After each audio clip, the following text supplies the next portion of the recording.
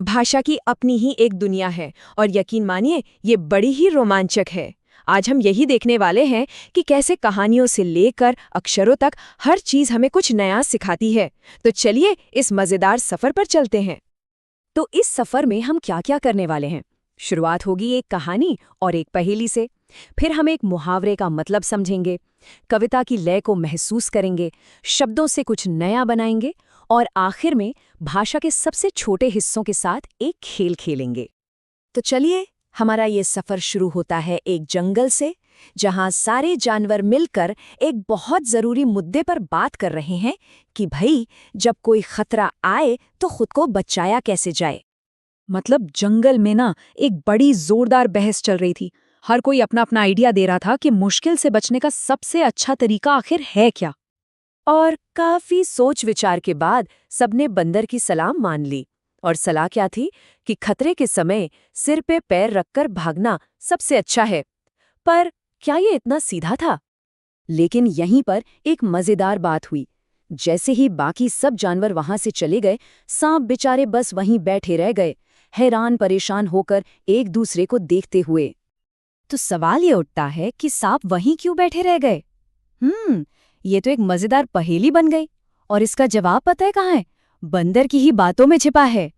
चलिए देखते हैं कि इस पहेली का राज क्या है। असल में ये राज बंदर के बोलने के खास अंदाज में ही छिपा है। तो बात यह है कि बंदर ने एक मुहावरे का इस्तेमाल किया था। सिर पर पैर रखकर भागना का असली मतलब ये नहीं कि सच में सिर पर पैर रख लो। इसका मतलब है बहुत तेजी से भाग जाना। अब बेचारे सांपों के तो पैर ही नहीं होते, तो वो इस सलाह पर अमल करते भी तो कैसे? जरा सोचिए, अगर कोई वहां होता तो सांपों को क्या सलाह देता? खैर, इससे ये तो पता चलता है कि भाषा कितनी क्रिएटिव हो सकती है ना? और ये क्रिएटिविटी सिर्फ कहावतों और या मुहावरों में ही नहीं, बल्कि कविता की धुन में, उसकी लय में भी होती है। तो चलिए अब भाषा के इस संगीतमय पहलू को भी देखते हैं, एक छोटी सी प्यारी सी कविता के साथ। ये कविता है कवि प्रभात की और बहुत ही मजेदार है। सुनिए। आगे निकली कबरी बकरी, पीछे रह गई छबरी। ये कहानी है दो बकरियों की जो साथ साथ निकली थी। अब इस कविता का असली मजा जानते हैं किसमें है? इसकी तुकबंदी में। कबरी, झबरी, बकरी, देखा? ये मिलते जुलते आवाज वाले शब्द ही तो हैं जो कविता को इतना मजेदार और गुनगुनाने लायक बना देते हैं। अच्छा, तो भाषा सिर्फ समझने समझाने के लिए ही नहीं है, बल्कि इससे हम कुछ बना भी सकते हैं। चलिए देखते हैं कैसे शब्द हमें कुछ बनाने में मदद कर सकते हैं। यहाँ देखिए कैसे सिर्फ कुछ लिखे हुए शब्द एक सादे से कागज को एक मजेदार खिलौने में बदल सकते हैं। ये जो निर्देश हैं, ये हमें स्टेप बाय स्टेप गाइड करते हैं। और अब आता है सबसे मजेदार और जरूरी स्टेप, अपनी कल्पना का इस्तेमाल करना। आंखें बनाना, चेहरा बनाना, और बस एक साधारण सा कागज एक प्यारे से दोस्त में बदल जाता है ना कमाल? तो हमने कहानियां देख लीं, कविताएं दी और कुछ बनाना भी सीख लिया।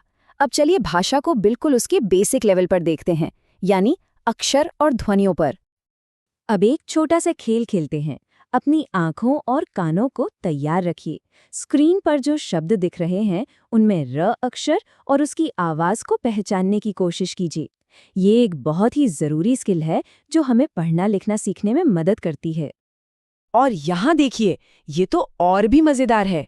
कैसे भाषा के छोटे छोटे टुकड़े, मतलब अक्षर, जुड़कर नए शब्द बना देते हैं जिनका मतलब भी बिल्कुल नया होता है।